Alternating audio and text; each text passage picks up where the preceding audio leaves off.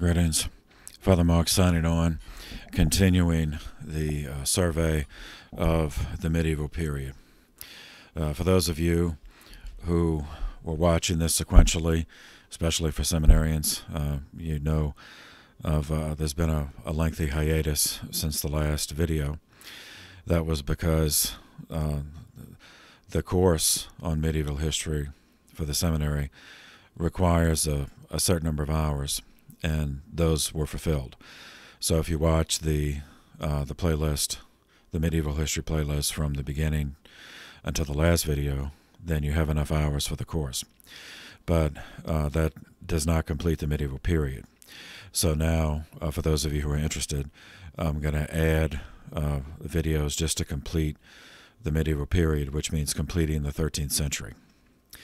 And then in the 14th century is the Renaissance, so that moves into the early modern period. So that'll be the modern periods on a separate playlist, but at least finishing the 13th century will finish the medieval period. So picking up where we left off last time brings us to the reign of Pope 188, Nicholas III. Okay, so by way of background, in the next course we'll cover the early modern period. The Holy See, the papacy, resided in Avignon, southern France, from 1305 to 1377. That period was referred to at the time disparagingly as the Babylonian captivity. Owing to its length, the length of time, and to numerous historical developments, which we'll cover in the next course, the memory of that episode has endured, the Avignon papacy. Less famous and of less duration in time, but likewise destructive in church history, was the 24-year period from 1257 to 1281, in this course, the medieval period, when the Holy See, the papacy, resided at Viterbo, 50 miles north of Rome, on the Via Cassia. This period began, and this period is essential in understanding the end of the medieval period. It did not end solely because of this, but this is included numerous contributing factors, as you will see. So it began in the year 1257, when Pope Alexander IV, whom we covered previously, sought refuge from urban violence in Rome, feeling, and that violence, you know, if you refresh your memories in previous videos, that violence in part was triggered because of a vacuum of power in the Holy Roman Empire, with the death of the Emperor Frederick II in 1250. So there was violence to fill that power vacuum, because the heirs of Frederick II proved to be not as effective as he was militarily. Pope Alexander installed the Curia. He moved not only himself, but the administrative apparatus of the papacy to Viterbo, the town of Viterbo. He moved into what had been the bishop's palace, the Palazzo del Papi, that's P-A-P-I, in Viterbo, which was adjacent, still is, adjacent to the cathedral of Viterbo, which was under the patronage of St. Lawrence. So it's the Duomo San Lorenzo in Viterbo. No doubt Pope Alexander IV hoped or expected that this would be temporary.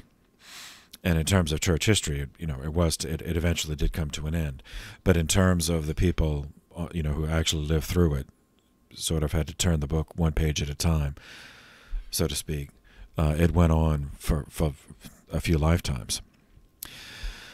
Pope Alexander died in Viterbo. It's spelled Viterbo. Viterbo. Now, let's see. No, what did I want to do? I want to do this. Yeah, let's see if I can find it. All right. So, there. So this is Italy, and you see that's Viterbo right there, which is north of Rome.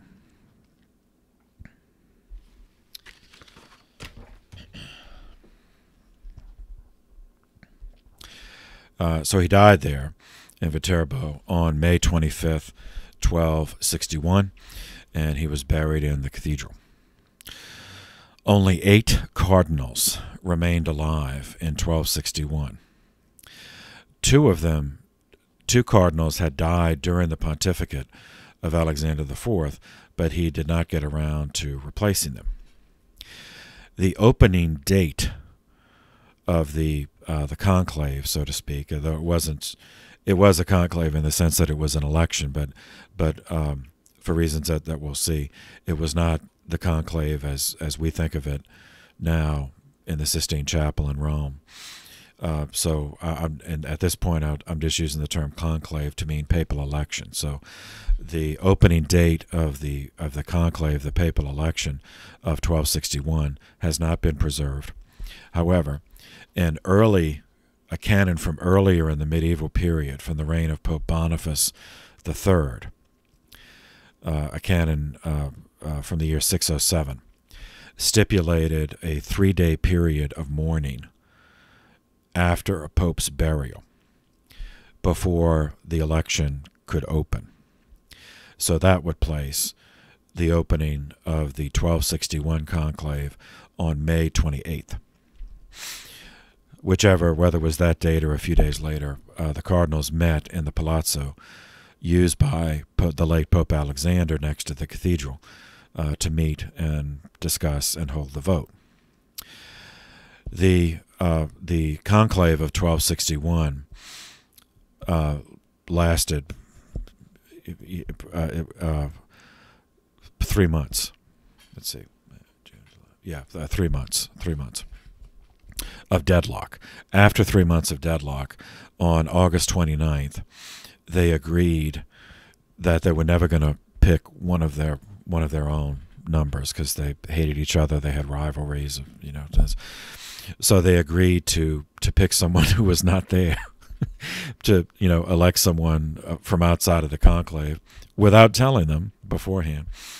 And the one they chose was someone known to all of them, even though he wasn't in the conclave. He was ethnically French, at the time serving as the Latin Patriarch of Jerusalem, the Crusader kingdom in the Holy Land. His name was Jacques Pantaleon, Pantaleon.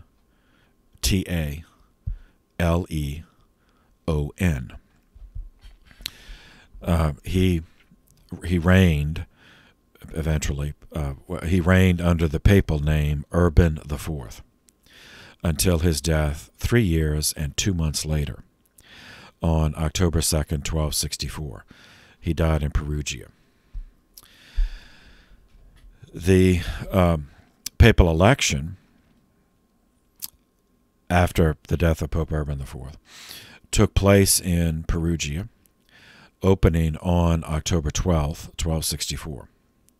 By that point, the College of Cardinals consisted of 21 members, 12 of whom had been appointed by the late Urban IV. Two of the cardinals, did not attend. So the 19 cardinals who met argued for 3 months and 24 days until on February 5th, 1265, so the conclave of 1264 became the conclave of 1265. Once again, they decided they all hated each other too much, or they had too much rivalries going on to select one of their own. So once again, they decided to inflict the papacy on someone who was not there. They voted for another guy who was ethnically French. Guy or Guy, spelled in English it would be Guy, G-U-Y, but in French G-U-I, so Guy Faucois, F-O-U-C-O-I-S. He reigned. He eventually accepted election, and he reigned as Pope Clement IV. He continued to base the Holy See in Viterbo. He died. He died on November 29th, 1268, after a pontificate of 3 years, 9 months, and 24 days. The opening date of the next conclave, of the 1268 conclave, has again not been preserved, but if they followed the 607 edict of Boniface III, it would have opened on or shortly after December 1st, 1268. 20 cardinals were eligible to vote, but only 19 gathered in the Palazzo in Viterbo. The proceedings, meaning the conclave, lasted for 2 years and 3 months. The church was sede vacante, no pope. During that time, one of the cardinals died, and another one resigned in disgust. The duration of the sede vacante, clearly orchestrated by a demonic influence, was owing to problems that we've seen recur many times: ethnic hatred, political rivalry, and greed. The cardinals in this conclave, the 1268 conclave, which became the 1269 conclave, and then the 1270 conclave, and then the 1271. It went from, the conclave, the election went from 1268 to 1271. The four factions were, first, the Angevin faction, A-N-G-E-V-I-N,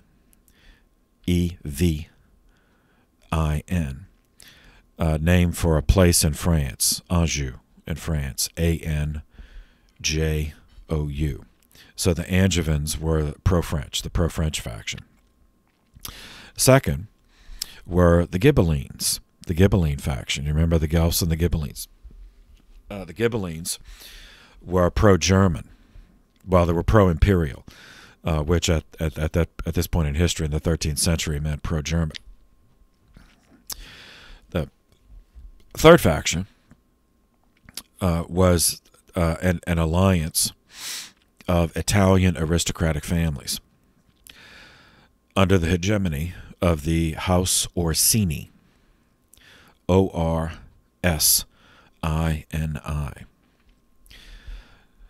And the fourth faction was a rival alliance of other Italian families under the leadership, under the hegemony of the Annibaldi, House Annibaldi, A-N-N-I-B-A-L-D-I.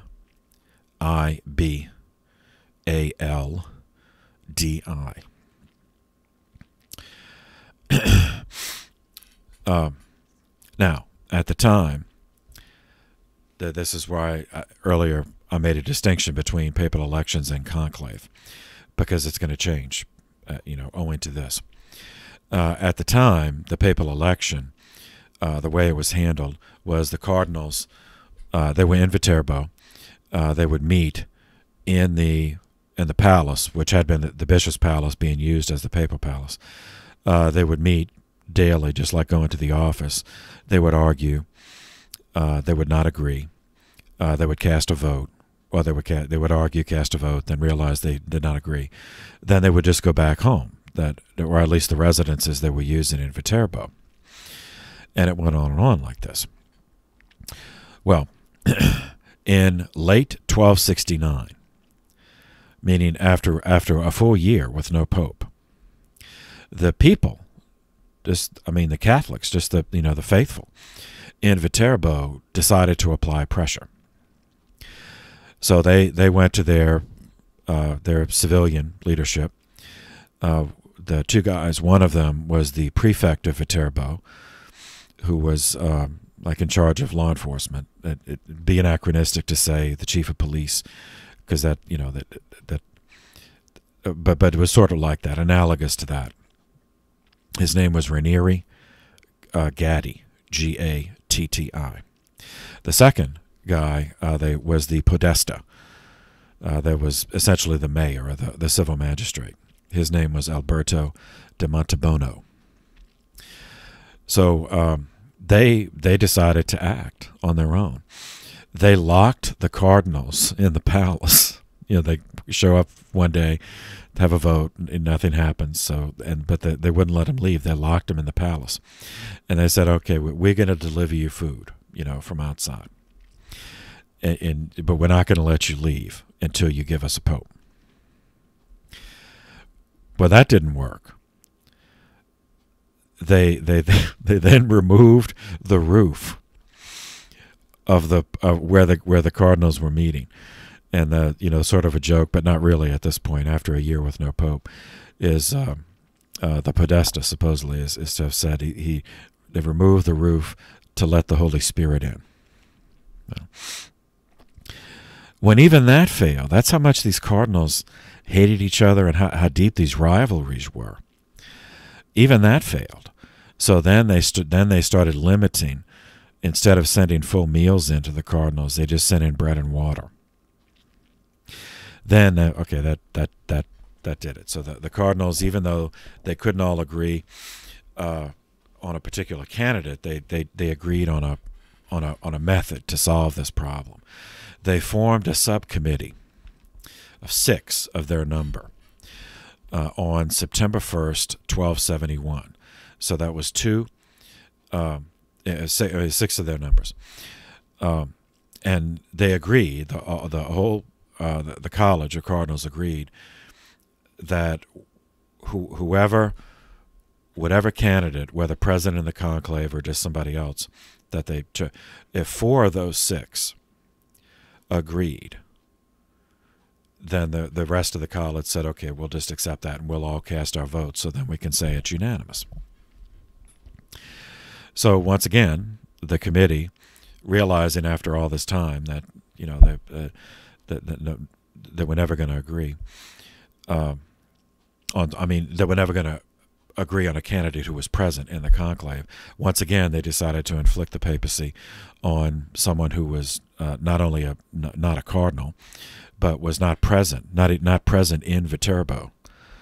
In fact, he was not even present in Europe. Instead, he was in the Holy Land. He was on the Ninth Crusade with at the time, Prince Edward, but later the guy would become, when his father died, would become King Edward I of England.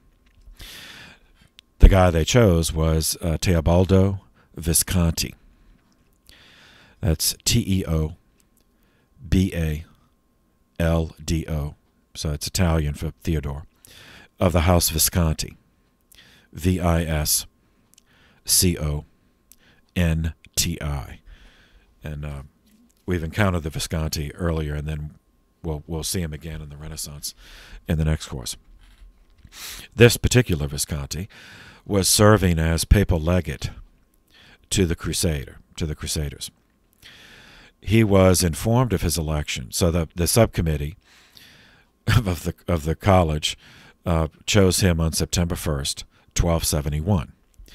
And as they had previously agreed, the rest of the college cast their vote for him.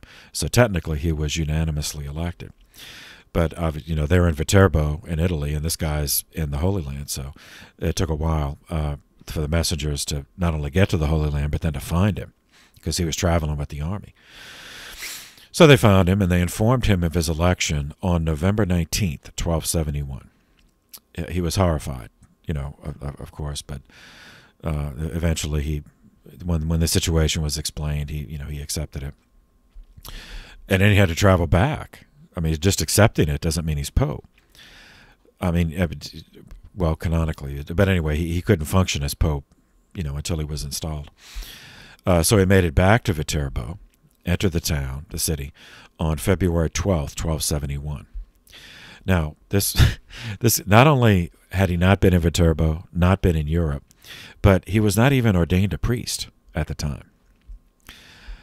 And he was not a cardinal, not a bishop, not a priest, but he had been in papal service. So he had to be ordained, because in order to be pope, you have to be bishop of Rome, and in order to be bishop, you have to be a priest. So he was ordained a priest on March 19th, 1272. Then on March 27th, 1272, he was ordained a bishop and crowned pope, both on the same day. Hoping to reestablish stability, Teobaldo traveled to Rome from Viterbo. He went to Viterbo first, then he went to Rome, because he wanted his coronation to take place in Rome, in St. Peter's Basilica, to try to restore, because the papacy had been absent from Rome for so long. And he took his name. He took as his papal name Gregory X, as Pope 184. Gregory was known even then. And as the name of reforming popes, activist popes, so to speak. Owing to the absurdity of the election, which had inflicted the papacy on him, Gregory X decided to, try to prevent that from happening in the future. So he promulgated a papal bull. Today we'd say an apostolic letter or an encyclical. I know the papal bull doesn't sound right in English, but it's from the Latin word bulla, B-U-L-L-A, which means a seal. Like it was like when they'd put a seal in a document, they'd pour wax on it, and then the seal, whatever, or either a ring, or some would have just like a, would look like like a press, almost like the pawn in a chess set, where you hold it and then you just press the seal in. So a papal bull is a document that has a papal seal on it.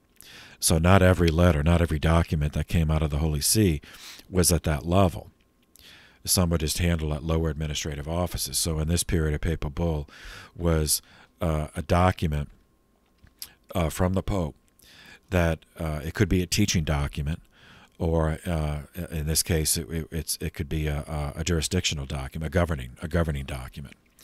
So it was titled Ubi Periculum, UBI-PERICULUM,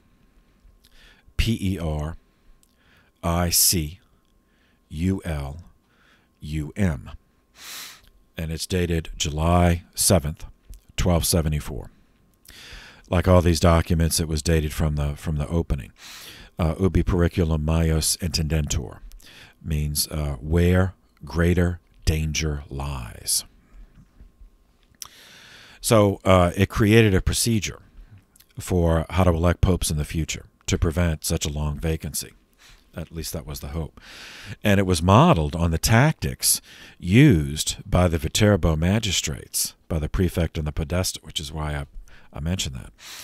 So this document established that papal elections in the future would take place in a conclave. It included isolation of the cardinals. It included increasing discomfort inflicted on them to discourage lengthy vacancies. And the confinement is what gives the procedure its name. Conclave means with key. So they would be locked in wherever they were.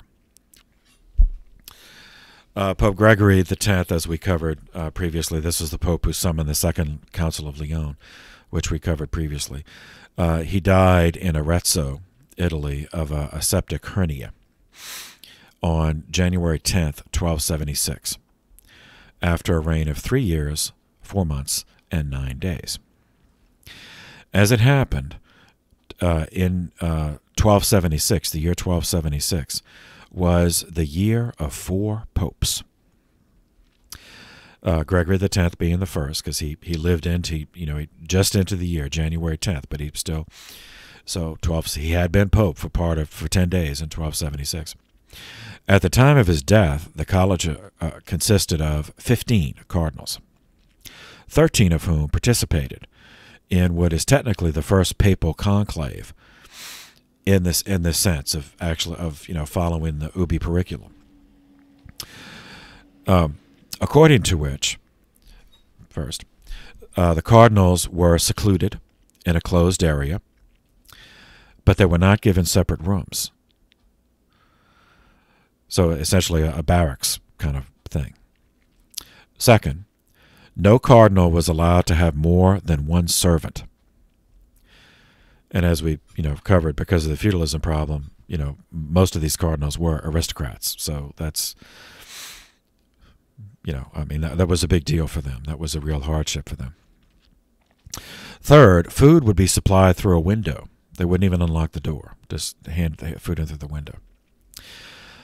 Fourth, after 3 days, if they had not given the church a pope, the food supply would be reduced, so each cardinal would only get 1 dish of food per day. After 5 days, if they still had not given the church a pope, then they would not get a full dish of food at all. They would just get bread and water. And fifth, during the conclave, the cardinals were to receive no revenue. So, on January 20th, 1276, 10 days after the death of Gregory X, the College of Cardinals entered conclave in the bishop's palace in Arezzo. In the first scrutiny, or the first vote, took place the following day. They unanimously elected the Cardinal Bishop of Ostia. So this time they elected one of their number. He was ethnically French. His name was Pierre of Tarente. Tarentaise.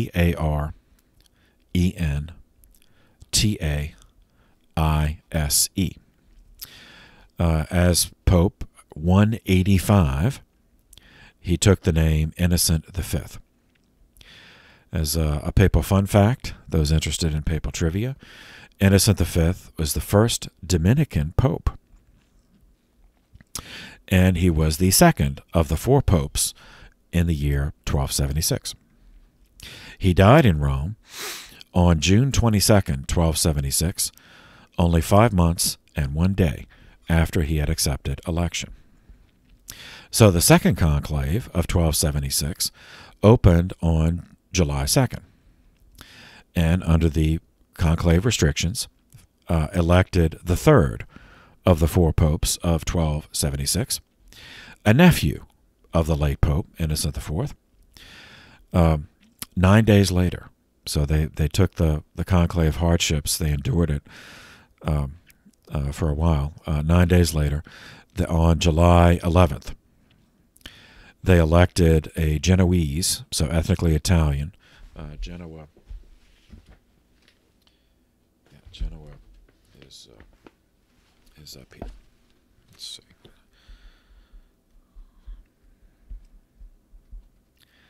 Genoa, Italy is up here.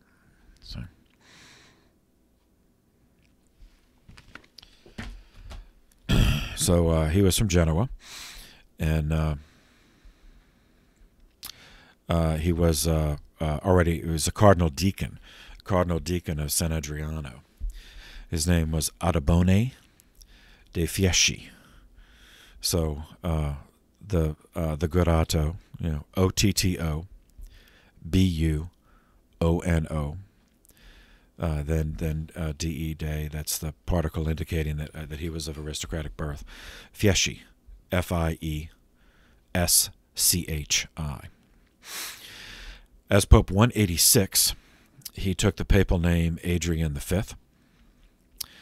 He decided to perpetuate the papal residence in Viterbo, but he did not live in the Palazzo. Instead, he lived at the Church of St. Francis, which was a parish church. It was in Viterbo, but it was a church in Viterbo, and he lived with it was a Franciscan church, so he lived with them in their priory.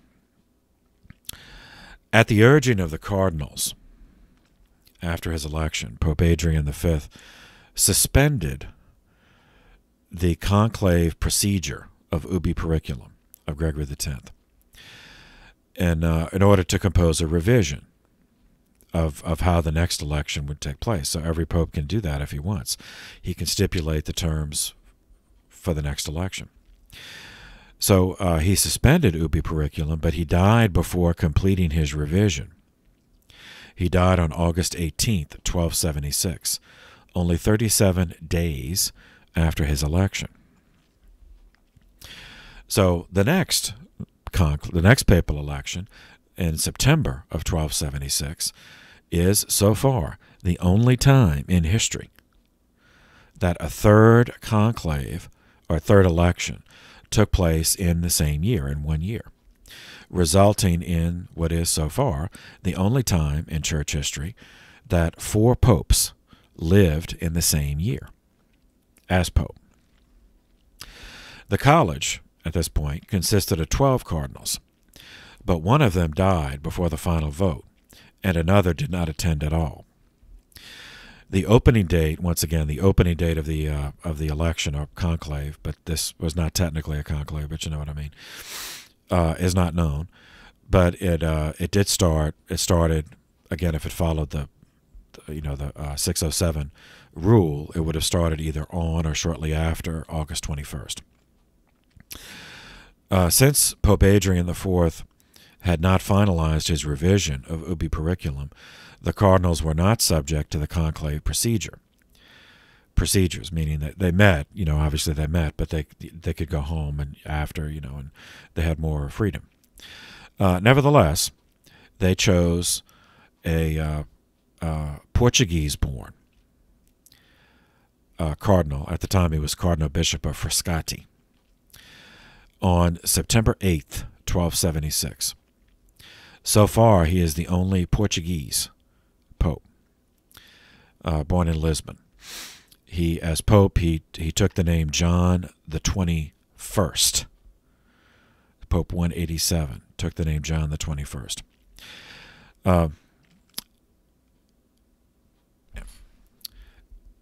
He was born Pedro Giuliano. He continued the Viterbo residence of the Holy See, and I keep mentioning that because the papacy's out of the loop, as you know. So as the middle, nothing just happens. Nothing just happens. So the Middle Ages didn't just happen. The medieval papacy didn't just decide the Middle Ages are over with. Nevertheless, this kind of behavior, choose. So it's like a series of popes. And I'm sure they didn't realize, the long-term effects. And a lot of this was beyond their control, because the Hohenstaufens, the Holy Roman Empire, that dynasty was collapsing. There was a vacuum, so there's a death struggle the popes were not completely free. But nevertheless, the long-term effect of this is for the half a century basically they had taken the papacy out of the loop. Was not involved in the affairs of the church in the kind of directive way that is intrinsic and necessary for the Petrine function. So that's why that's the significance of all of this.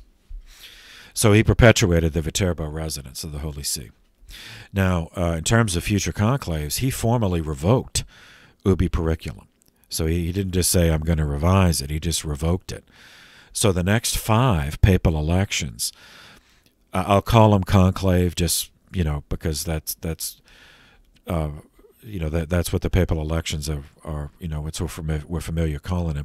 But they were not bound by the conclave procedures, the confinement and, of that. So during his reign, he did do a couple of things that reconnect back to earlier in the medieval course, specifically scholasticism and St. Thomas Aquinas. On January 18th, 1277, Pope John the 21st informed the Bishop of Paris wrote a letter to him and informed him that he heard rumors, that he, the Pope, had heard rumors of continuing Averroism at the University of Paris, despite the condemnation of Siger of Brabant. So you can refresh your memories. We covered this earlier, and so they're in earlier videos. The Bishop of Paris was named Etienne, or Stephen, Tempier, Tempier. He was bishop from 1268 to 1279. So recall earlier we covered the development of scholasticism included the appropriation and use of scholarship from outside of the Christian world. Averroes was one of those scholars who had written about Aristotle. Siger of Brabant was was actually Belgian, but he was at the University of Paris and taught. He taught based on his reading of Averroes' analysis of Aristotle. He taught positions that were erroneous, that were heretical. So it was another iteration of nominalism, which is the denial of universal objective truth, which is either denying that it exists or asserting that if universal objective truth does exist, then we cannot access it, we cannot know. So remember, nominalism, it's from the prefix nomina, is the Latin word for name. So nominalism is an ontology and a metaphysics asserting that we cannot know with absolute certainty the absolute truth of things. So for convenience, we just assign them names like goodness, truth, beauty, right, wrong, grace. You know, I mean, that's how it affects the sacraments. Anyway, Siger had been condemned, and John the 21st wrote to the Bishop of Paris saying that, you know, he heard, it must have been students at the University of Paris who wrote, either wrote directly to the Pope or wrote to their bishops or abbots, who in turn wrote to the Pope, saying that this heresy was still being taught at the University of Paris. So the bishop had to do something about it.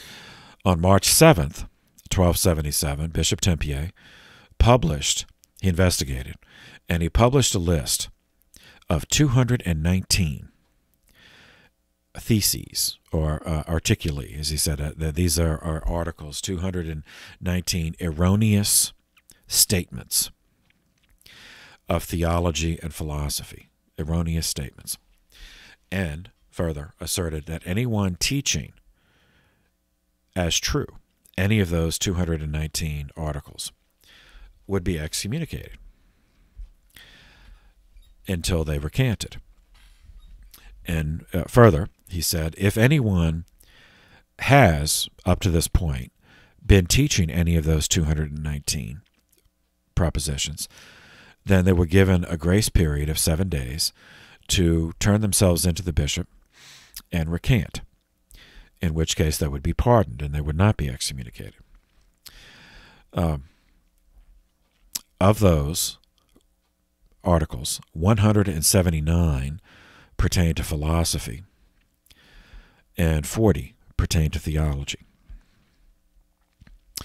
20, the reason I'm only, so 20 of those 219 statements could be found in the writings of St. Thomas Aquinas.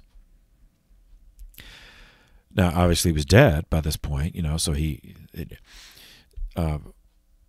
asserted these things. He used Averroes, as we covered. You know, he used his writings. Now, he was not a nominalist by any means. He was the reverse of a nominalist.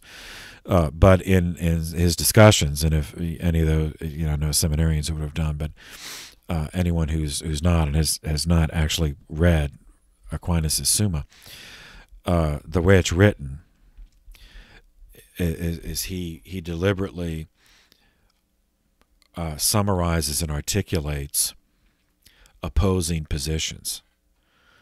So, he'll make a statement and then say, it would seem that, and then he would state these opposing positions that he did not agree with, but he was just stating them. And then he would say, said contrary, to the contrary, and then he would state what he really believes, and then point by point refute the erroneous statements he made earlier. But if one were to sort of cut and paste and extract the opposing arguments that he summarizes without the whole context of the article, it reads as if he's defending those positions, because he's stating the opposing position in the strongest terms possible. So his refutation can be, at that level also. So with that in mind, 20 of those condemned articles can be found in the list of 219. So that doesn't mean Aquinas was a heretic. It just means that in his anyway. So you get so this damaged Aquinas' reputation, for a time, and but he would be rehabilitated and canonized in the next century in 1323 by Pope John the 22nd, and was named a doctor of the Church by no less a person than Pope Saint Pius V in 1567. So we'll encounter scholasticism again in the next course, in the modern course, because part of the Renaissance movement and the Protestant movement included a reaction against scholasticism as a teaching methodology. So what's essential to remember before we move on is a few summary points. First, the unity of faith and reason was and remains Catholic teaching. That, because both faith, there's only one God, and both faith and reason, the faculty of faith and reason, the ability to have faith and the ability to reason, are part of human nature as created by God. So the conclusions reached by either faith or reason cannot ultimately contradict. For a time, they might seem to contradict, but that just means we have to study more, and we haven't learned enough to see, because there's only one God, so there's only one truth. Second, the rift between realist and nominalist in the medieval period, which we already covered in earlier videos, was never healed. It was not healed in the medieval period, and it figured prominently in the problems of the early modern period, including the Protestant movement, which not only rejected scholasticism, but because scholasticism was so entwined with the way the faith was taught in the medieval universities, that there was a reaction against the authority of the church, which in that context was routinely supported by arguments using the methodology of scholasticism. Third, the literary production, the writings of scholasticism, were so vast, and even those that have survived still remain vast, that the various schools of thought, so scholasticism is a method, but all scholastics did not agree on everything, so that they have very different schools of thought using the scholastic methodology. And so that it was so vast, it was so many different schools of thought, that by the next century, in the 14th century, in the early modern period, the scholastic method had become debased into just a vast list of propositions that students had to memorize, which is not what the method was originally intended to operate. The original intention was that one would think one's way through the method. But as it debased, it just became easier for the professors to say, okay, here's a list of propositions from Aquinas or from Scotus or whoever, and just memorize them. And so instead of the student learning following Thomas's thought or Scotus's thought, they would just memorize all the propositions. So for the exam, the professor, okay, what did Aquinas think? Okay, and just list these propositions. And so that that repelled many people, because it just seemed like ditch digging. I mean, it just seemed pointless, that there was no. It was just checking off a box, so to speak. So you memorize it, you repeat it, immediately forget it, and then move on. Which leads to point 4. Confusion, fatigue, and animosity led to, in the early modern period, repudiation of both major scholastic schools of thought, the nominalist and the realist. Led to just rejection of both of those. And instead, in the early modern period, replacing those by, so academia in the early modern, and certainly into the modern period, when it repudiated scholasticism, it replaced it with subjectivism, and most famously asserted by the Protestant movement, that my conscience, my individual conscience, and my personal relationship with Jesus, that is the way to find truth and salvation. Okay, so keep that in mind. Back to Pope John the 21st. John the 21st had an apartment added onto the Palazzo in Viterbo, because evidently the Palazzo was not not big enough. I can't show you, as I'm afraid of copyright. YouTube will pull down the video but you find it, the Palazzo in Viterbo, and you'll see how big that thing was. But so he had an apartment added, and it was poorly constructed in terms of engineering. So on May 14th, 1277, it collapsed on him. The roof, and it collapsed on him while he was alone inside of the apartment. Now he was rescued. They dug him out. He was pulled from the wreckage alive, but he did not recover from his injuries. So Pope John the 21st died on May 20th, 1277, 8 months and 12 days after he accepted election. He was buried in the Duomo di Viterbo, the Cathedral of San Lorenzo. And his tomb is still there. His remains were never relocated to St. Peter's. When Pope John the 21st died, the College of Cardinals was at a historically low number, only 8 cardinals. One of those 8 did not participate. He was too far away. Anyway, so he did not participate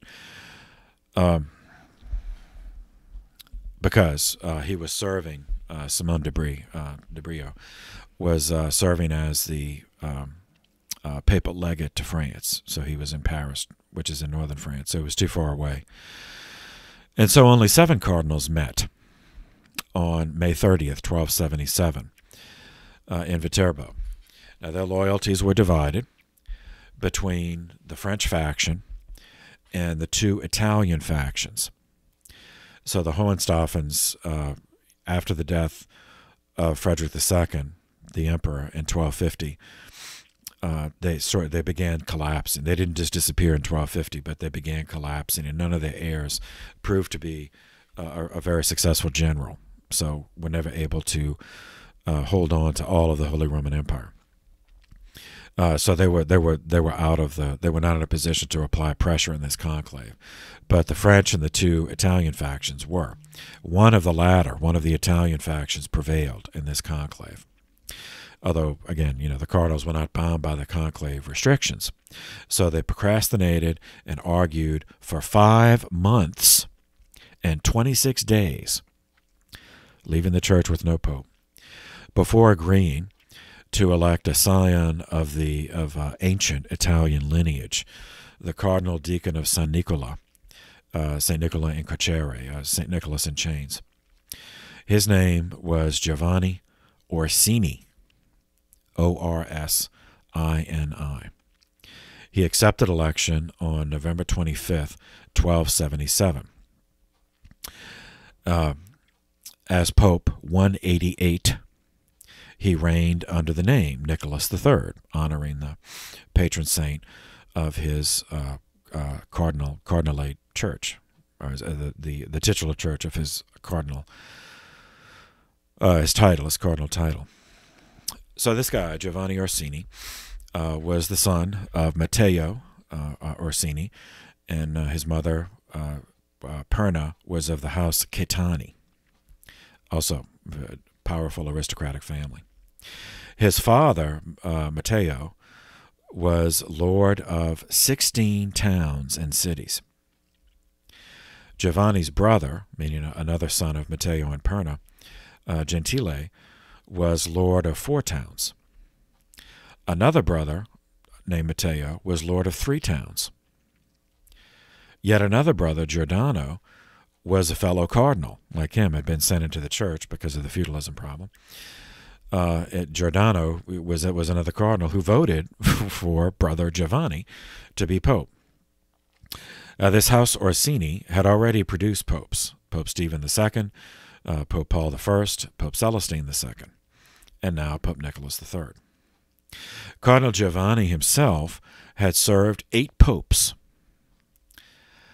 Upon accepting election as pope, Nicholas declared his intention to be crowned in Rome for the sake of tradition, though otherwise he perpetuated the papal residence in Viterbo. He's another one, was cardinal deacon, so he was not a priest yet. So he had to be pope must be a bishop of Rome, bishop must be a priest, so he had to be ordained a priest, which took place on December 18th, 1277.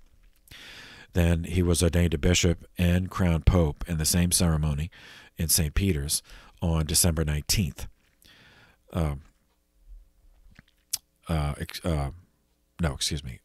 He was ordained a priest on December 18th, ordained a bishop on December 19th, then traveled to, all that happened in Viterbo. Then he traveled to Rome to be crowned pope. That happened on December 26th, on the feast of St. Stephen, who was a deacon. So this guy who had been a deacon chose to be crowned pope on the feast of St. Stephen. Wisely mistrusting the structural integrity of the rest of the palazzo in Viterbo, after part of it collapsed on his predecessor, Nicholas III constructed a villa for himself, the Villa Soriano, which is near Viterbo. It's it's outside the city. He built it with his own money, because the Orsini were just ridiculously wealthy. And even after his death, it continued as family holding, not church holding. So it was the Orsini Castle, and it still survives. It's now part of the University of Tuscany, the Tuscia, Tuscia, Tuscia University. 3 months later, on March 12th, 1278, Nicholas III created 9 new cardinals: 6 Italian, 1 French, 1 English, and 1 Portuguese. 2 of them were Dominicans, 2 were Franciscans. Of the 2 Franciscans were included a future pope, Pope Nicholas IV. Nicholas III inherited as pope the international situation that we covered earlier in the century, which the previous short-lived popes were unable to address. Fearful of subjugation to German Hohenstaufen hegemony, previous popes, as we covered in previous videos, sought French protection, as the French and the Germans, hated each other. That's the ethnic hatred. They hated each other. and routinely on opposing sides. So previous popes sought French protection, and more proximate in time, the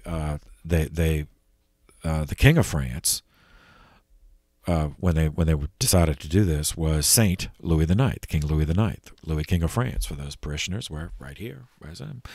Here I am, pastor of St. Louis King of France Parish, who is the patron saint of the Archdiocese of New Orleans.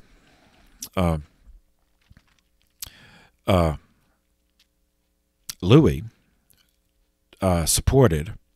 agreed to support the church, and by supporting a younger brother of his, Charles of Anjou, to serve as King of Naples and Sicily.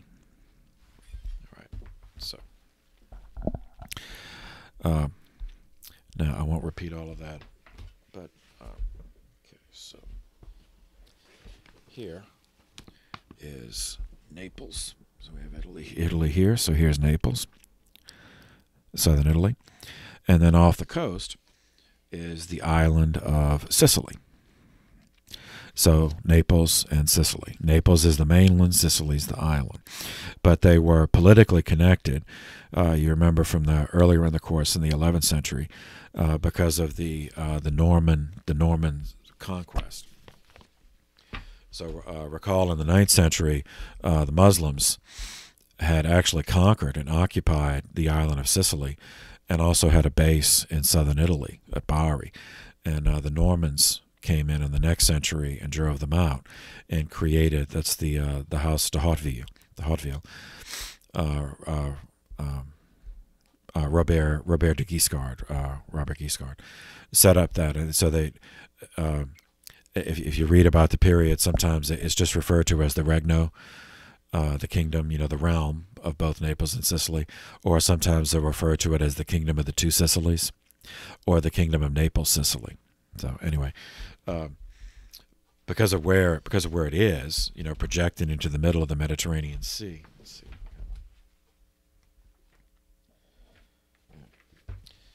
So, here you have the Mediterranean Sea here, and then you have southern Italy and Sicily right there. I mean, it was strategically and economically important. It mattered who controlled it, because they were in a position to interdict trade if they wanted to. And if there was no effective government there, then pirates would use it as a base. And if there was no effective government, then no one would be able to restrain piracy. So, I mean, it really did, it mattered. As it turned out, Charles d'Anjou was not as loyal to the church as his brother, King Louis IX. And his ambitions proved to be just as menacing to the independence of the church as the Hohenstaufens had been.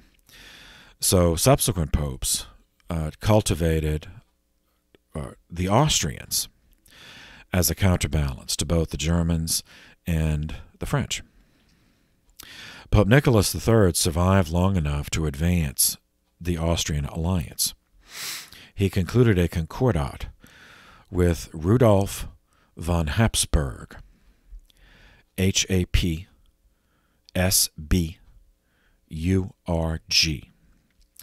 and Rudolf von Habsburg. So von just indicates it's an aristocratic family.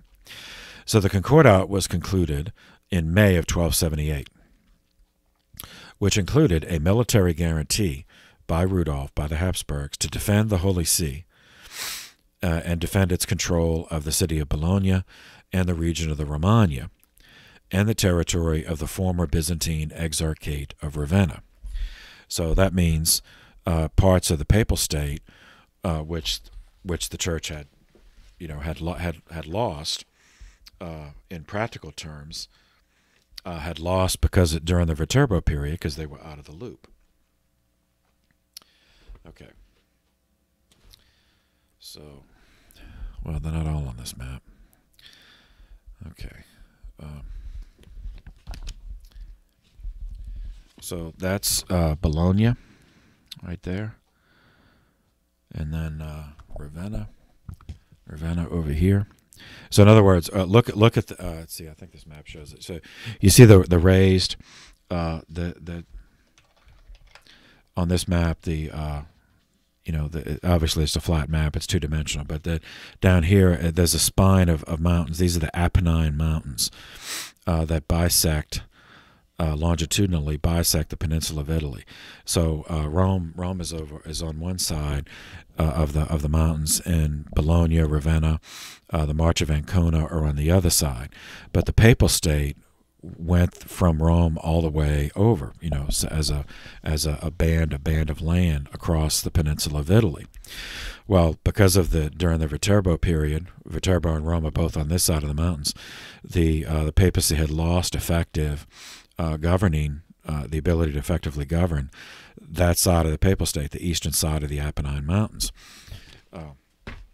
So Rudolf von Habsburg, as part of the Concordat of 1278, pledged Habsburg military resources to reunite the Papal State under papal control. Aiming to neutralize future problems with the Holy Roman Empire, which largely consisted of Germany, Pope Nicholas III broached with Rudolf the possibility of dividing the Holy Roman Empire into a federation of 4 kingdoms: Lombardy in northern Italy, Tuscany, which is also Italy but south of Lombardy, Burgundy, which is, it included what is now part of eastern France as well as Switzerland, and 4th Germany. So 4 separate kingdoms would be like a federation. And Nicholas wanted to divide them in this way, divide the empire in this way, partition the empire in this way, because in material, military, and practical terms, division always means weakness. Both Rudolf and the papacy perceived benefit in keeping the Holy Roman Empire weak, as neither had abundant resources, and all of them had suffered from Hohenstaufen ambitions, especially while Frederick II was still alive, because the Hohenstaufens wished to make the Holy Roman Empire an empire in fact, with centralized micromanagement, and not just in name. An added incentive for Rudolf included a proposal by Nicholas to make the monarchy over Germany, over the German kingdom, as well as the imperial title in this federation, a hereditary right of the Habsburgs, meaning him and his heirs, Rudolf and his heirs. Now, the brevity of the pontificate of Nicholas III prevented completion of this plan, which might have had a profound influence on subsequent history. So it's one of those what-ifs. In terms of teaching, Pope Nicholas lived long enough to address one problem. He intervened in the Franciscan order for the purpose of trying to heal a rift over the interpretation of mendicant poverty as practiced by the spiritual heirs of St. Francis. Now, some of this we've alluded to earlier, and so this is Nicholas's contribution. Nicholas's father had personally known Francis of Assisi and had been a friend of his and supporter. Nicholas himself had focused much attention on the order as a prelate in the church. He was always a supporter of the Franciscans. In terms, for our purposes, on August 14th, 1279, he issued a papal bull about the rule, the regula, of the Order of Friars Minor, which is the official name of the Franciscans. The title of the bull was Exit Qui Seminat. That's E-X-I-I-T, Qui, Q-U-I, Seminat, S-E-M-I-N-A-T.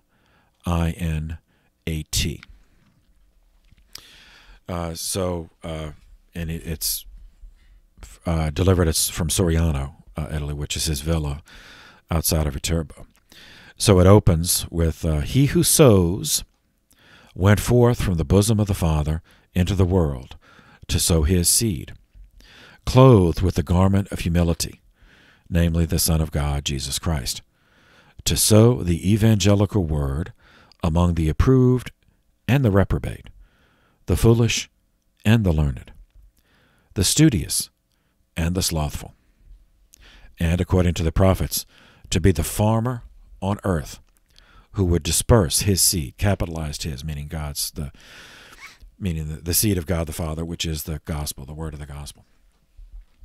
The evangelical doctrine, without destruction, among all men, who, drawing all things to himself, had come to save each of them, who afterwards, for the salvation of all men, immolated his very self to God the Father as the price of human redemption.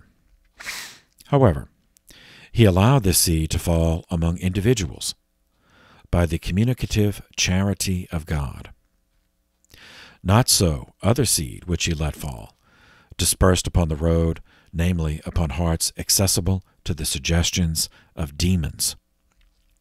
And still other seed which he let fall among thorns, namely upon hearts lacerated by the solicitude for riches. And therefore one was trampled by depraved affections, the other by aridity, since it was lacking in the humor of grace. The rest, suffocated by inordinate solicitudes, was overgrown.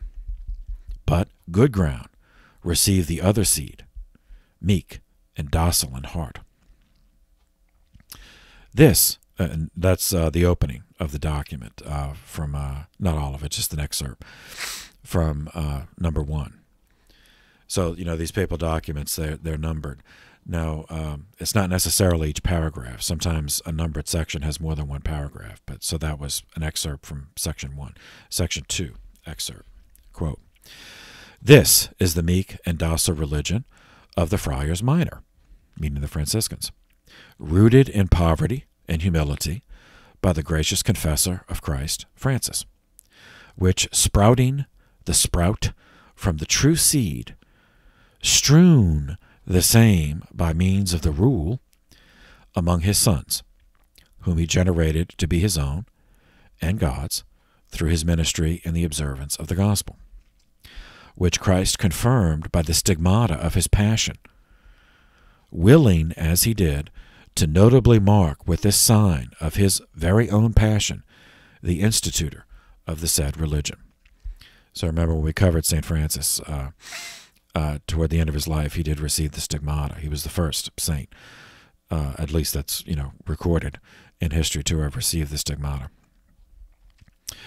So skipping down to number 3, section 3. "But the craftiness of the ancient foe has not, on that account, ceased against the Friars Minor themselves and against their rule. Indeed, shining more powerfully against them, to sow weeds among them, he has meanwhile stirred up rivals, agitated by envy, anger, indiscreet justice, to harass the friars, and with the barkings of a dog to lacerate their rule as illicit, unobservable, divisive, not attending as they do to this holy rule." Skipping down, section 6. "In the first place, since, as we understand, it is hesitated by some whether the friars of this order are bound as much to the counsels as to the precepts of the gospel. Not only since in the beginning of the aforesaid rule is found, the rule and life of the Friars Minor is this, namely, to observe the holy gospel of our Lord Jesus Christ by living in obedience without anything of one's own and in chastity, but also from that which is contained in the same rule as, with the year of probation truly ended, let them be received to obedience, promising to observe this very same life and rule. And even also, since in the conclusion of the rule itself are contained these words, that we may observe, as we have firmly promised, the poverty and humility of the holy gospel of our Lord Jesus Christ. Okay, so what's going on here? He's given an excerpt of the rules. So remember that when we covered the Franciscans earlier, and the mendicants, Francis essentially invented the mendicant religious way of life. Remember what that means. Mendicant, it's derived from the Latin verb mendicare, meaning to beg. So the mendicants, as a religious way of life, would be those who did not own property corporately, like the Benedictines, nor could they own property individually, such as secular ecclesiastics. Now, the evangelical counsels, poverty, chastity, and obedience. So the poverty, the way the monastics, for example, the way the Benedictines and other monastics observed it, is that individually they own nothing. But as a group, as an order, they could own property. So the monastery could be endowed with fiefs, with benefices. And so that would provide revenue. But the individual monks did not own that. Like the monastery was there when they arrived, and when they died, it would still go on. Whereas secular ecclesiastics, like parish priests or bishops, they could own property as individuals. Because of the feudalism problem, Francis saw the entwining of either the religious or the ecclesiastics, and the religious and the ecclesiastics, in the feudalism problem as a distraction, which had routinely subverted focus on the church's mission. So the mendicant way, his solution to that was the mendicant way, that both as individuals and as a religious order, they would own nothing. So they would not, like the order would not, Francis's idea is that the order would not accept fiefs, they would not accept benefices. Now the criticisms that Pope Nicholas mentions in this document, some would say, well, Jesus didn't require that. Others might say, well, if you as a group decide to live by begging, you're choosing to pretend to be a homeless vagrant. And there's only so much charity in the world. So people who are giving to you might have given to real homeless vagrants. I mean, people who really needed it. So you are soaking up part of the charity, and therefore, which you don't really need, because you've chosen this way. You don't have to live this way. You've chosen to live this way. So you are soaking up some of the limited charity that may have gone to some who really need it. And then apart from that, within the order, you had those who disagreed over whether ownership was well, anyway, we'll get to, so that's what he's talking about, that people are challenging it, and there's some, excuse me,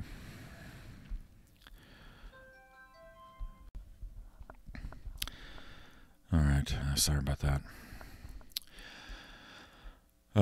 Okay, so back to the document. Quote, "It was right that our predecessor, Gregory, ninth of that name, of happy memory, declared this article, and not a few others, of the same rule. But since his declaration, on account of the biting insults of others, rising against the friars and against their rule, and afterwards, by considering the occurrence of many emerging cases, seemed obscure in some things, incomplete in others, and even insufficient regarding many things contained in the rule itself. We, willing to remove obscurity and insufficiency of this kind by a perfect declaration of interpretation, and to prune the scruple of whatever ambiguity regarding the same things from the minds of individuals, by the certitude of a fuller exposition, say that since in the beginning of the rule, not absolutely, but with a certain modification or determination or specification is placed, the rule of life of the Friars Minor is this, namely, to observe the Holy Gospel of our Lord Jesus Christ by living in obedience without owning anything, or without anything of one's own, and in chastity, which three follow the same rule with much art and nonetheless subjoining not a few others by precepting, prohibiting, counseling, warning, and exhorting, and under the form, other words reducible to something of the manner of precepts, it should be established more clearly concerning the intention of the rule, so that that which seems to be subjoined almost absolutely in profession. All right, skipping down, section 7.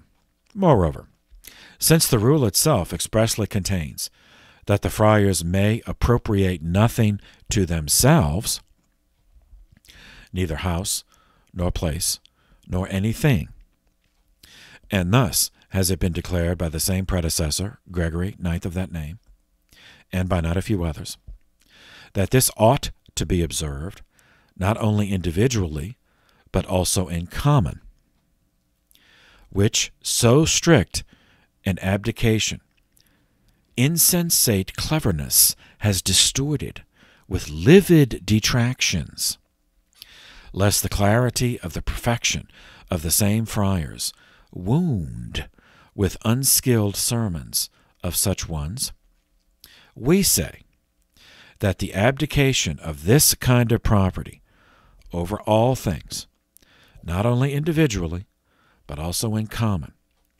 is in the sight of God meritorious and holy.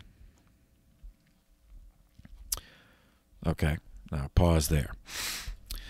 So an issue among the Franciscans was that whether poverty was a matter of divine law or if it was just a human discipline. Like celibacy.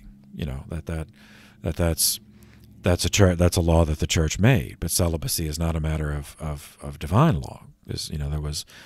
We covered earlier in the medieval course how celibacy came about. So is poverty the same? Or is it a divine law? Or not? So notice the way he phrases it. Earlier, this ought to be observed. And we say that this is in the sight of God meritorious and holy. So that's not command language.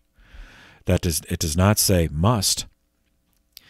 It acknowledges the existence. It acknowledges the spiritual efficacy of poverty, that it's meritorious and holy, but said it ought to be observed that way. And not for everybody. He's addressing the Franciscans, those who have chosen the mendicant way of life. So that's how he's defining the mendicant way of life. That, it ought to be, if one who elects the mendicant way of life ought to observe this, and if they do, it is meritorious and holy. But it is not a matter of divine law, like the commandment, thou shalt not kill. It's not on that level. Okay. Skipping down section 8, addressing one of the critiques, quote, "Nor may anyone on account of these things erroneously assert that those who abdicate property over all things according to this manner bring about their own homicide or make themselves into tempters of the living God.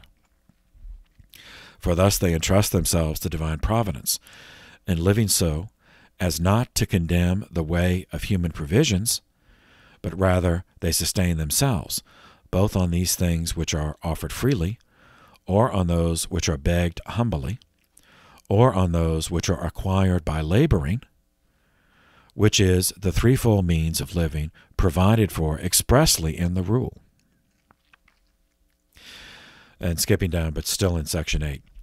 But such an abdication of property, this does not seem to lead to a renunciation of the use of things in every case for every one. For since in temporal things is to be considered the particular property, possession, usufruct, jus intendi, usus facti. All right. So now there's more distinctions, so that we don't write this way today, but this is always seeking precision to make all these distinctions. So the jus intendi, that's a Latin term, which means the right to use property without destroying its substance. So usufruct, in other words. So say if someone gives the friars something, say utensils for the kitchen, the friars can use it. Now, they don't own it, which means that an individual friar cannot take the spoon and melt it down, to make something else, but he can use it. So that's another argument that was happening within the order. Should they even accept gifts? And if they do accept gifts, what does that mean? Are they then tainted by ownership or not? So he's saying, no, that it is legitimate because, as he goes on to say, driven by necessity, the life of mortals, must be able, and therefore it is lawful, that no profession may exclude the necessary use for sustenance. So in other words, he's that, we're mortal beings. I mean, we have to eat, we need food, we need water, we need some measure of shelter. I mean, there are people who live out in the woods, but I mean, even the woods, that is some kind of shelter. No, we do need that. So that the friars, if they're given that, and the three ways that they can sustain themselves, or free offerings from people, or actually begging, seeking out donations, or labor. They could work, and if they get something, then again it's not theirs personally, but it can be used. All right. So the jus utendi means that usufruct, the right to use property, but it's not theirs. Like if it really was theirs, then they could throw it away, they could melt it down, they could they do whatever. So that other form that is the jus abutendi, which means the law or the right of disposal. That they could waste it, they could destroy it, they could sell it. They do anything. But so that jus abutendi is denied to the friars by their own choice, by electing the mendicant way of life, that they have freely abdicated that right, that they do not have that right, the jus abutendi, the right of disposal over anything, because they don't actually own anything. You can only do that with what you want. You can throw away something if you want, you can destroy it if you want, you could sell it if you want, but they can't. They can just use it. Okay.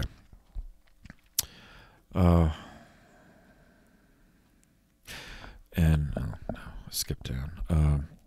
So an excerpt from section 9, the usus facti, which means the right to use something in fact,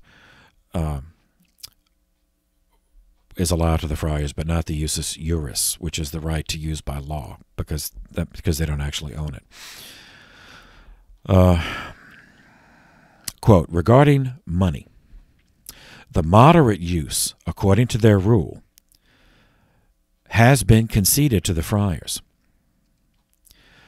which things the friars can licitly use, during the license of the one conceding them, and according to that which is contained in the present arrangement of this document. So if sometimes donations could be in kind.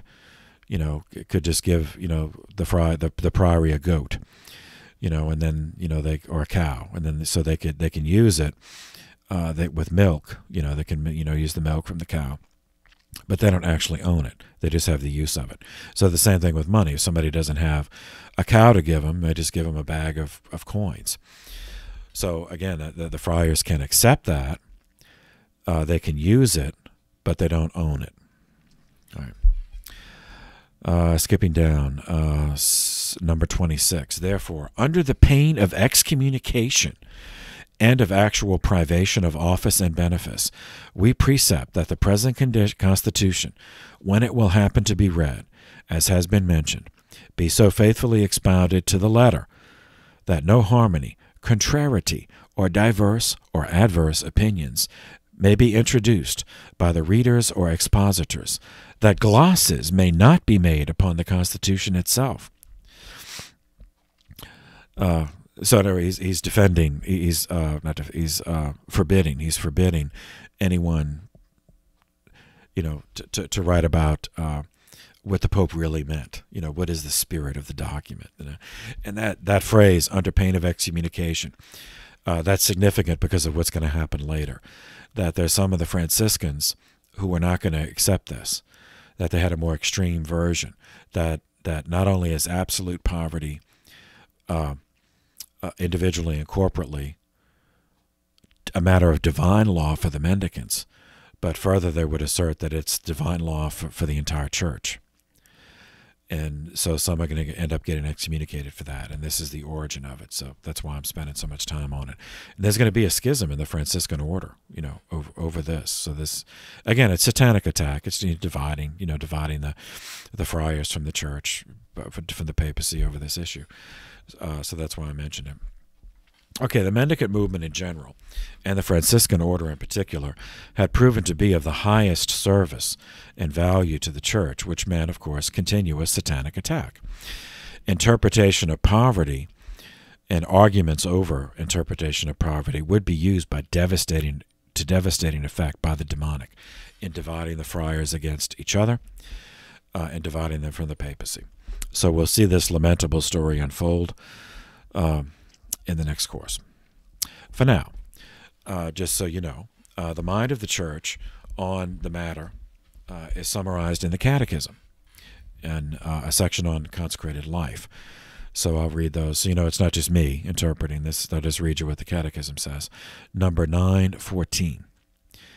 And recall, I know I said this multiple times, but if you're just tuning in, the number, when I say Catechism and then a number, that does not refer to page number.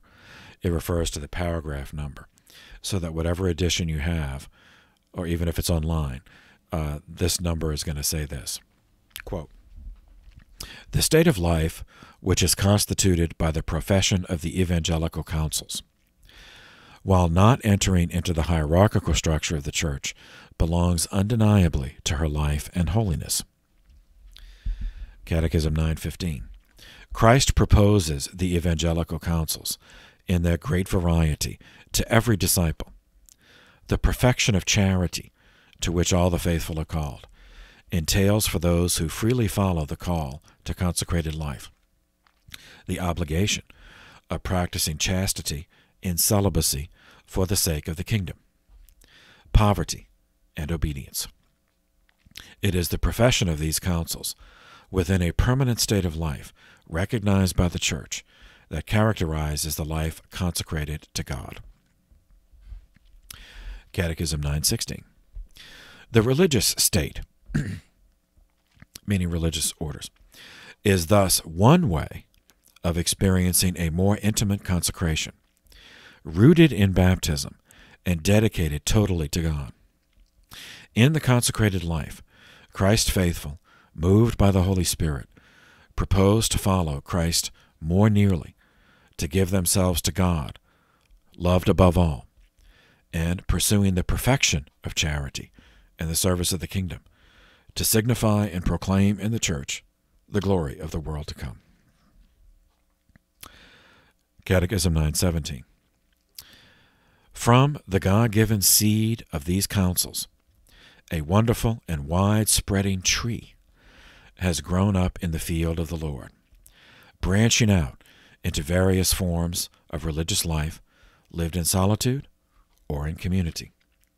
Different religious families have come into existence in which spiritual resources are multiplied for the progress and holiness of their members and for the good of the entire body of Christ. Okay. Pope Nicholas III had set himself an agenda, a very full agenda as Pope, but he died of a sudden stroke at Castel Soriano in Viterbo on August 22nd, 1280, after a reign of only 2 years, 8 months, and 28 days. His remains were taken to Rome and interred in St. Peter's Basilica in a side chapel, the Chapel of St. Nicholas. He was followed as Pope 189 by Pope Martin V. So we'll pause there, and then we'll do another section because this is already going on. Yeah, it's already. So it'll take a while to upload this. So for now, thank you for your attention. This session is adjourned.